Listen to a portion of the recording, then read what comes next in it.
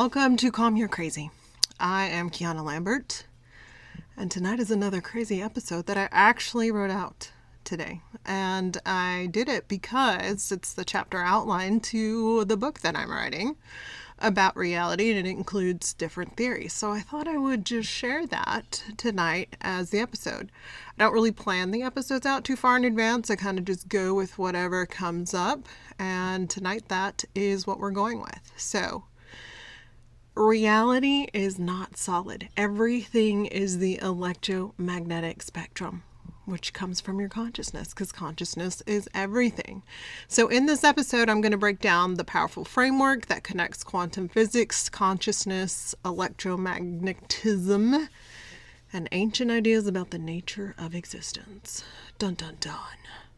We're going to explore why atoms are mostly empty space, how reality may function as information, not matter, the role of the observer in shaping outcomes, holographic universe theory, like that one, consciousness is a possible source of reality. It's not possible, it is. And how belief, attention, and intention act as interfaces with reality itself. If you hear my child, i.e. my dog Copernicus, running around and making noise, I do apologize. I'm also going to connect modern thinkers like Bohm, Wheeler, Hoffman, and Kastrup with a new model that brings everything together in one cohesive system. The episode doesn't just explain reality, it gives you the framework with which to interact with it, okay? So what is reality? Not in a philosophical, vague way. I mean, literally, what are you looking at right now? Science has already shown us that it's something that most people don't fully process. What you're seeing isn't actually out there the way that you think it is. It is constructed. And once you understand that, you can change everything. So tonight I'm going to walk you through what reality is from a physics perspective, where scientists agree and disagree. And then I'm going to show you the framework that connects all of it. By the end, you'll see why your role in reality might be way more active than you were taught. So I'm going to start simple. Atoms. Everything you see, your body, your phone, your house, is made of atoms. Atoms are mostly empty space. They are over 99.99% empty. And if you want to pattern map that, we see less than 1% of the electromagnetic spectrum. So 99.9% of reality is the electromagnetic spectrum. So if atoms are the same percentage empty as the electromagnetic spectrum, what do you think is in that empty space? Electromagnetic spectrum is in that empty space. Anyway, so the idea of the solid world, already gone. It's already broken down, because if we're mostly atoms, or atoms make most of this reality, and they're empty space, then what is it that we're interacting with? So everything that holds it together is not solid. It is fields, electromagnetic fields. Ooh, it makes my body tingle. Electromagnetism is responsible for atom bonding, molecules forming, light traveling, and your nervous system and your body firing. So what you interact with, what I interact with, is not solid matter. It's structured energy and fields. Now we're going to take it one step further. Light. What you see is electromagnetic radiation. Your eyes don't see objects, they detect electromagnetic signals.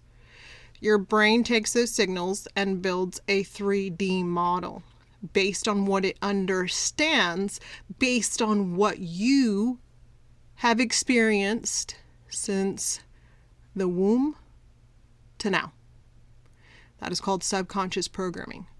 So the 3D model of reality that you're seeing is subconscious programming. It's everything that you have ever taken into your nervous system, your eyes, your ears, your hearing, and that's subconscious programming. It includes all your feelings, your wishes, your beliefs, everything.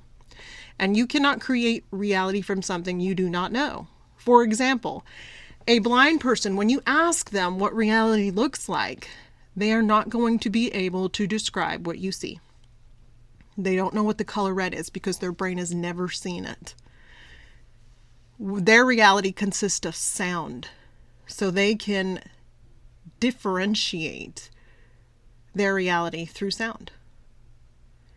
And another example is whenever European ships or English ships came to the islands, the local people on the islands couldn't see them because they'd never seen a ship before. So their brain had no idea what it was and disregarded it altogether because there was no reference for it. They'd never seen one before.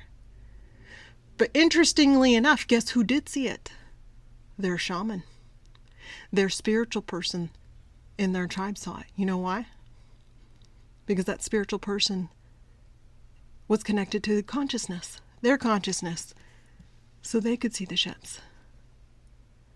And that's a perfect example of when you connect to your consciousness, you can see more than what reality is, more than your subconscious programming. So the point to all of that is your subconscious programming does not see reality. It sees only what it knows and creates the 3D model based on that. So if you expand your consciousness, then you can start to see more and create more that you've never experienced in this lifetime. Okay? It all comes from the quantum unified field, which is electromagnetic. All right? So what you're experiencing right now is not real. It's a reconstruction. It's a rendering. Now here's where it gets really interesting. Some physicists propose that reality is not made of stuff at all. Oh, duh. I just said that, right? But I'm quoting the physicist and talking about it so that we can see how everybody is coming to the same conclusion. And they theorize that it might be made of information. Yeah, what do you think subconscious programming is? It's just data you took into your data field. And they have a theory called the holographic principle. So these are physicists like Gerard T. Hooft and Leonard Susskind, who proposed that everything in 3D space could actually be encoded on a 2D surface.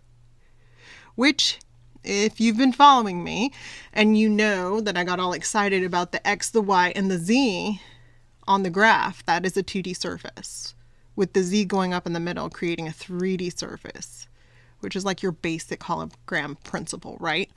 So that means that we experience that hologram projection as a projection. And then you have people like Seth Lloyd, who suggested the universe behaves like a quantum computer. Yeah, no shit, Sherlock. Your brain is a quantum computer. I've said that for the longest time. It's part of all of it. Everything is your consciousness. Everything is your electromagnetic field. And you are projecting consciousness through your electromagnetic field that surrounds your body. That's what you see. And it's based on your subconscious programming. So, processing information becomes reality, information processed, and then experienced. So instead of matter equaling reality, it's the information that you have from your subconscious programming that you process based on your perception, and then you experience it as situational reality. And that is a completely different model. And it starts to look less like a physical world and more like a system. And if you know it's a system, and if you know that it's a holographic principle, and you believe that, then you can hack the system because it's just based on your subconscious programming, and you can reprogram a program all day, every day. So, the observer principle. In quantum physics, there's something called the measurement problem. Particles behave like probabilities until they're observed. They take on a definitive state.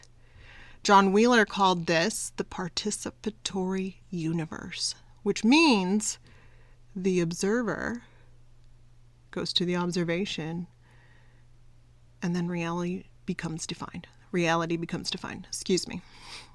So reality is not fully determined until interaction happens. So that's already part of physics, okay? But here's the limit where physics stops. It says, yes, the observer matters, but it doesn't say the observer is in control. And this is where my model goes further. So we're going to move into consciousness as the source. Some of the most important scientists in history said things that people don't talk about enough. Max Planck said consciousness is fundamental and matter comes from consciousness. So, if you've heard about the Planck time, the Planck second, that comes from Max Planck. Aaron Schrödinger, Schrödinger's cat, said consciousness is singular. The idea of multiple minds is an illusion. Modern thinkers like Bernardo Kastrup say we are not separate minds, we are localized perspective of one universal consciousness. Isn't it beautiful when you say it? You say it out loud and it's so beautiful. The fact that we are all creating this and that we are all one and we're just vibrating at different rates, it's like looking at the stars in the sky, because every single one of them represents one of us. Some of the things are all the things that we're experiencing. It's amazing. So now the structure looks like one consciousness appears as many individuals, each experiencing their own reality. What did I just say? We're all vibrating at a different rate. We create time so that we can see separation. So we're all the same thing. This goes along with your flower of life. If you look at the flower of life, the outer ring of the circle is consciousness. And every single bubble, every single shape, everything that goes inside, which is everything, it creates everything, is everything you see in reality. So all the circles that overlap are different parts of us. All the little bubbles, all the little shapes are just things that we have in reality. So this isn't fringe anymore. This is a major figure in the whole physics model. So my model is a little bit different, but it combines all the different theories together. I map patterns. That's just what I do in my free time because that's what makes my brain tickle. Anyway, I'm going to connect everything, and here's the full structure. All right. First, reality is an electromagnetic field of information. The quantum unified field is also described that way, where every single possibility exists as an electromagnetic wave. That field carries information and patterns that are detected by your nervous system, and it creates the patterns of recognition based on subconscious programming and what it knows, and then reconstructs those into a 3D experience. This is why I teach shifting your reality through your body, because I've mapped all this for the last 5 years with my brain and everything else that I've experienced. So the quantum unified field, or the electromagnetic field, holds all the information, carries the signals to the brain, and the brain creates the perception, and that renders physically into the experience that you have in reality. So the observer, you, me, is not passive. The observer is interpreting, and that interpretation is influenced by your belief, your attention, and your expectation. Those are all part of your subconscious programming. Your beliefs are part of your subconscious programming. Your attention is part of your subconscious programming. Attention being what you perceive of reality, and then what you expect to happen. That's part of subconscious programming. If you don't know about chocolate and buttermilk and butter, you are not going to create a reality where that is in it, because you have no idea what it is. So your expectation matches your belief system. All right. So my model adds something new. We're not just observing, we are operating, interacting, and creating. Reality behaves like a system. Intention becomes your input, and the belief becomes the parameters for what you experience. Your attention becomes processing priority, and your experience becomes the output. So if you think about it structurally, you create an intention for what you want to do, and that is a command to the quantum unified field. And when you focus your attention on it, and you reinforce that attention with belief, reality, your electromagnetic field, the quantum unified field, the system, the simulation, the holographic principle processes it, and then you experience reality as the outcome. I get really excited about this stuff and my brain moves 90 to nothing. This is why you hear a lot of my word flubs whenever I'm speaking on my videos or in this podcast, because this is my jam, right? And if you have ADD or whatever, your brain moves 90 to nothing. And so you're going to have like, oh, first you wanted to say this word and in the middle of it you stop and you change it, and so it all flubs up. But that's just the way the cookie crumbles. So when you look at this structure that I just explained, intention, attention, belief, and processing to the outcome, it mirrors a computing system almost exactly. So let's look across history and see where the frameworks are actually interfaces. They're different systems, but the same structure. Okay? So frameworks like prayer, spells, meditation, affirmation, scientific experiments, they're all interfaces. They all follow the same pattern: focus, declare, reinforce, observe. The method changes, but the structure is the same. The pattern is the same. And that suggests something important. Power, it's not in the method. It's in the observer who's using it. And that makes perfect sense, right? Because spells are nothing without you saying them. Meditation is nothing without you meditating. So who is always there? You are. And people put power in meditation, and they put power in the spells, and they put power in the prayer and in the God outside them. But who is the one doing the praying? Who is the one doing the spells? You are. I am. So those things are all just tools for you to create what you want because you believe in them. They hold no power unless you believe in them. So let's move on. Frequency and individual reality. Ooh, Mama loves frequency. You know why? Because Mama loves Tesla. And Tesla says that everything is frequency and vibration. Yep. And it makes perfect sense. I mean, we have ham radios that bounce signals of long or shortwave radios and longwave radios. So they're just frequencies that bounce off our planet's atmosphere. And then we pick it up and we can't see them, but it's frequency. So everything is energy. And that energy goes into different states, right? Different states like frequency. And frequency is not woo-woo. Everyone's like, oh, you're not my vibe. You're not my frequency. And that makes it sound woo-woo, but it's actually science. Frequency, vibration, and then dimension. It's all a spectrum. So your frequency has a vibratory rate, and that vibrates. And then the more you vibrate, the higher your frequency, and the higher the frequency goes into a different dimension that you cannot see altogether. And that's going to bring me to next episode sometime, where we'll talk about how humans evolve into different dimensions. And then they look down at us and interact with us and reset the planet and start all over again. But that's a different story for later. So, source consciousness is just different frequency expressions, right? I said we're all vibrating at a different rate. Well, I'm being literal. Vibrations of frequency.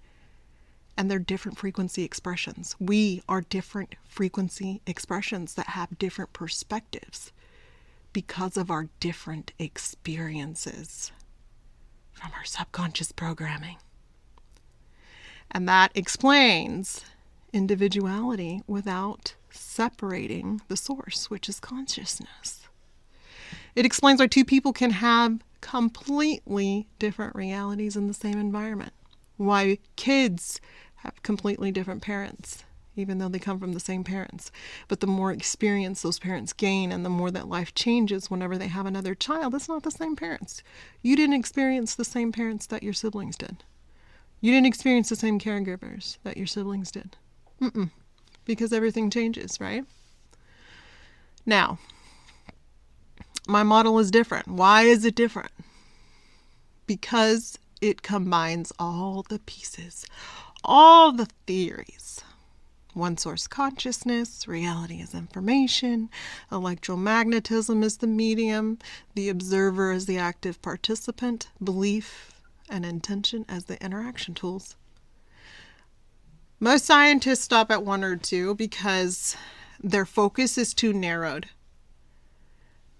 which I believe is why I never finished my post-bachelorette sciences, because I wanted to go to med school for the longest time. But I had kids, and so I chose them. But I did some post-bachelorette grad science before I went to grad school.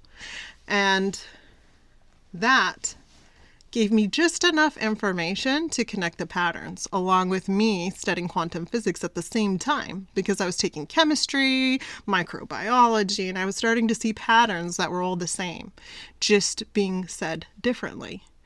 And I started with the parallel universe theory and reality, and I started just gathering information in my mind. And I have a really good memory because I was beaten if I didn't recite the Bible perfectly. And so my brain has associated not remembering things with danger. So I have a really good memory, and I take in all this information and then I map patterns with it. But scientists that go to school for a specific things are like doctors that go to school for a specific thing. They do not see how it is all interconnected because they are zoomed too far in with their microscope, their lens and perception of reality. So my model connects the entire system. And I don't like to talk about it as just random information, because people do this all the time. And I think it's because I was into politics for a long time as well. I mean, I still am, but not as much anymore because I realize what reality is. So politics is just kind of like for fun. But you know how they all will just sit there and debate. Like right now, they're summoning Pam Bondi so that she can testify before Congress. What happens in history when people testify before Congress? The percentage of some shit actually changing doesn't really exist. They just fucking talk about it and not do a fucking nothing. So, I hate that.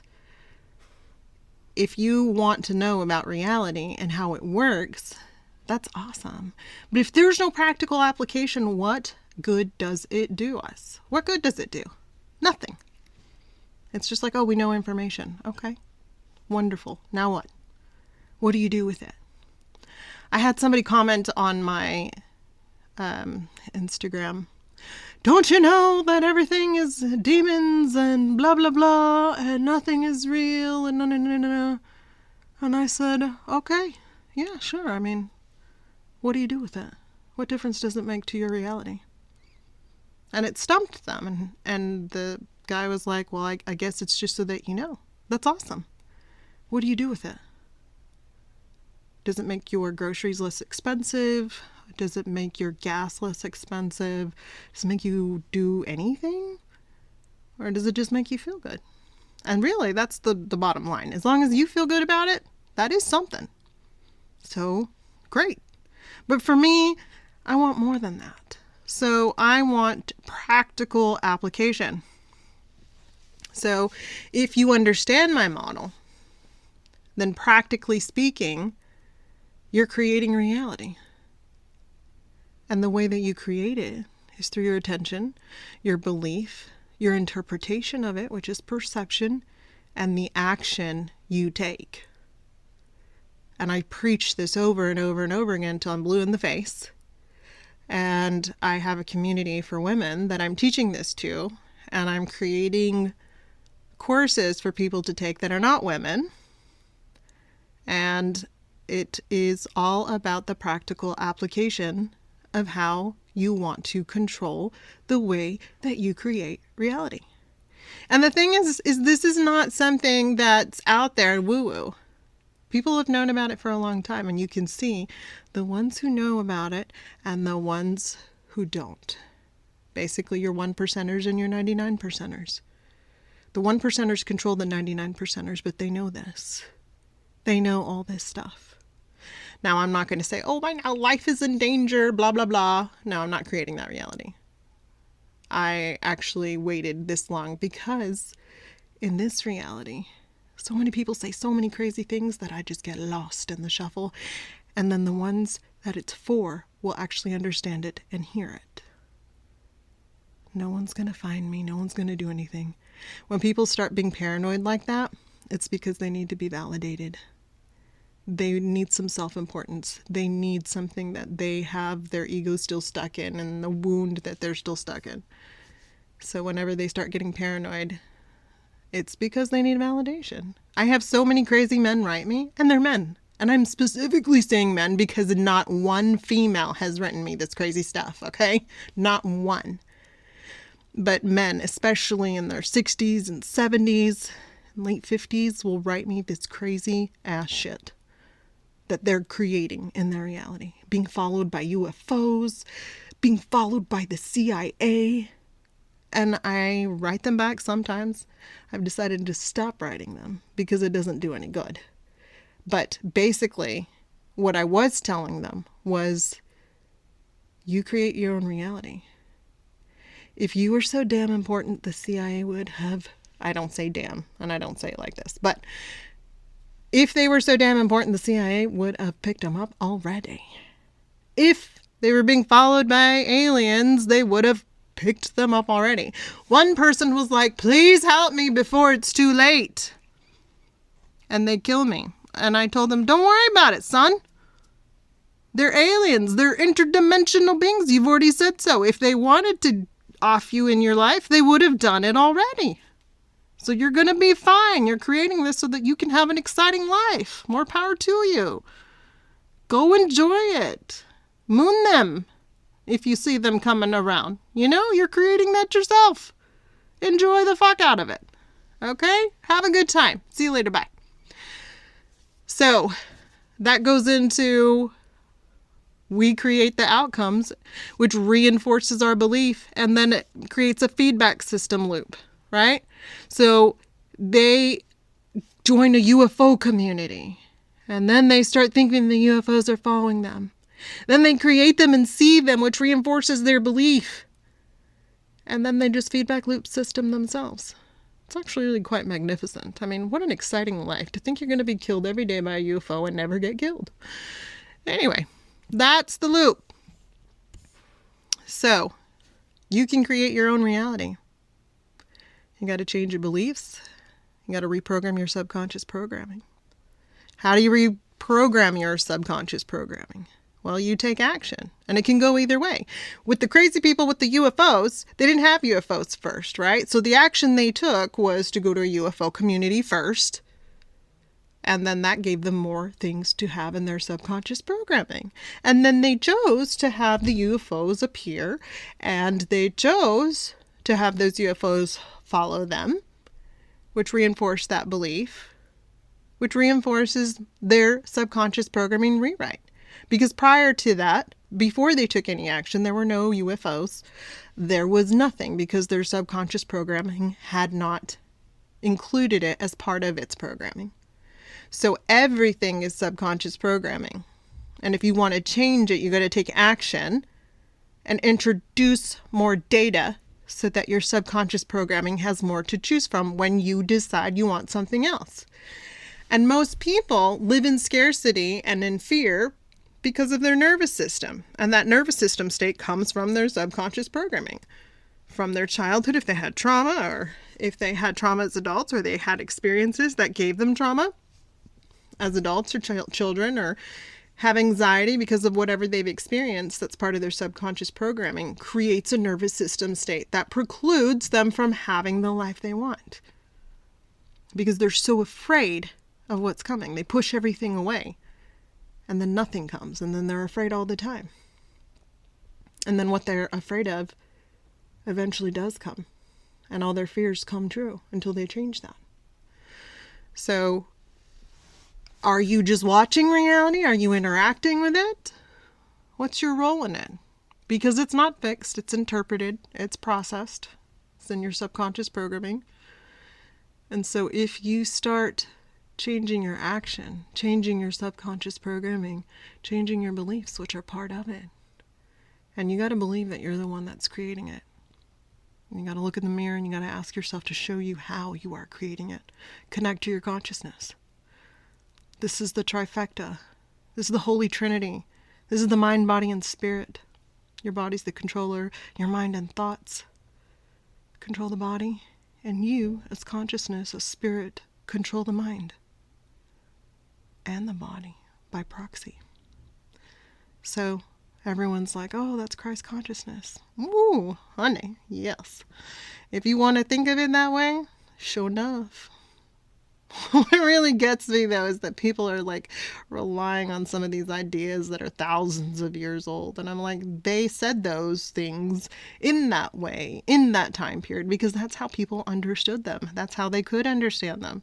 And we're still trying to wrap our minds around, what is Christ consciousness? What is the flower of life? And it's like, nobody has the guts to say what it is, even though they probably all think it.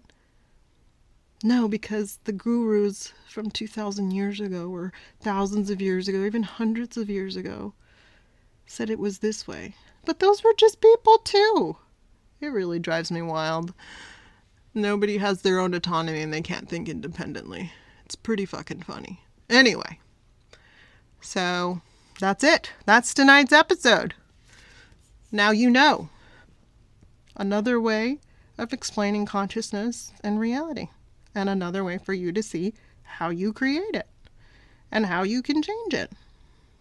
And I have a free course on my website. You're welcome to it. I do this because everything is recursive and everything I put out into the quantum field goes back into the quantum field, right? And since everybody is me vibrating at a different rate, we're all helping each other to what?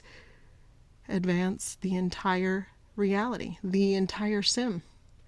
And then humanity evolves into a type 1 civilization, eventually. And say, because we're all each other, and you tap into consciousness, you can know who you are, where you are. The lives you've lived, you can tap into anything, because it's all consciousness. It all goes into the quantum unified field. And it's recursive, and there is no time. So you've been an alien. You've been everything. You've been a type 2 civilization. You've been a type 1 civilization. And it all starts over and over and over again. Okay? So I hope you enjoyed that episode. I sure did.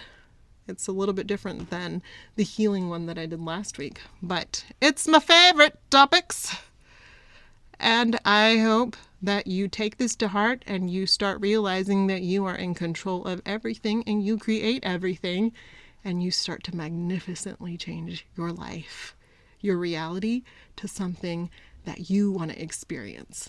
And a lot of people are like, oh my God, my groceries are too expensive. Gas is too expensive. Everything that's going on in politics, everything that's going on in the world. Yep, those are all people creating their own reality. And they're sharing it so that you can participate in it if you want to, or create something of your own. There is no wrong way. There is no moral judgment if you don't want to participate in politics. There is no moral judgment if you don't want to participate in any of the things that you see. They're all happening in a separate reality from yours. One of the people that follows me on YouTube, and I had a video that was very similar to this, said, yeah, people are posting in my town all about how a tornado ripped through and I didn't see a thing. Yep. Because those people were probably watching the news, fretting about it and creating it for themselves. Whereas this person had no idea. So his subconscious programming didn't create anything. And then he saw the aftermath and he was like, oh, I guess that happened across town and I didn't know it. Oh, that's how it works. So Whatever you put your focus on, that's where your energy goes, and that's what you create. And the challenge of the simulation that you created for yourself is the separation and the idea that you have no control. Because think about it, how else are you going to play? If you're the only one here, how else are you going to play? You're going to have to make yourself forget. You're going to have to separate everything. And then allow yourself to play and have an experience by forgetting that you're the one that's actually doing it all. It's kind of a mindfuck. But truth nonetheless, okay? And you don't have to believe in this. Everything that I'm talking about is based on somebody else's observation too, but I like it. And so I'm creating it in my reality, right? Because I'm studying it. I'm taking my other self's observations and I'm building on it. So you can do that too. I mean, in other human civilizations, they flew. They moved things with their mind. They moved things with sound. All kinds of stuff. And if you were born into that, that's what your subconscious programming knows. And so you wouldn't know any difference. If you were born into a civilization that flew, and you watched your mother fly, and you watched your father fly, and the whole civilization flew, you would fly too. Because there would be nothing stopping you. That's just the norm. So our norm here is the challenge of you. That is the whole challenge of this civilization, this whole challenge of this human arc story, whole challenge of this simulation. You. Getting to know yourself, getting to believe that you are the one creating everything, and then learning how to use it, shift it, manipulate it, change your mind. It's a hard task. Are you up to it? Got to change your belief system. I mean, if people can create UFOs following them, anything is possible. All right? Love you, mean it. See you next week.